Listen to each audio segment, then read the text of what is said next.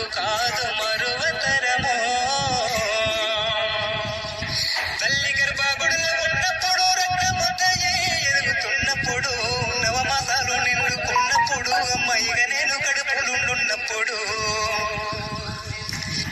కత్తి మీద సాము చేసినట్టుగా కొండంత నొప్పులు అమ్మ తీసుకుంటూ జన్మనిచ్చి కొత్త లోకాన్ని చూపెట్టి సచ్చిన శవముల సమ్మసిల్లునమ్మా. అమ్మంటే ఎంత గొప్పదో బ్రహ్మకైనా వర్ణించే వశమున ఎన్ని జన్మలున్న కౌల కలములు అమ్మ ప్రేమను రాసిన తరుగున పొద్దు పొద్దున లేసి నీ నామమును తలచి నిన్ను పూజించిన నీ రుణము తీరునా అమ్మా.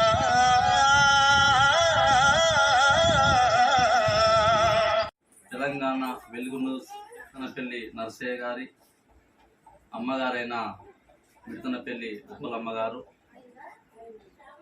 అమ్మగారు మరణించి 4 సంవత్సరాలు గడిచి 5వ సంవత్సరం అడుగుపెడుతున్న సందర్భంగా వారి కోడలు కొడుకు మనవడు మనవరాళ్ళు వారి కుటుంబ సభ్యులందరూ జ్ఞాపకార్థం దినంగా ఈరోజు జరుపుకుంటా ఉన్నారు.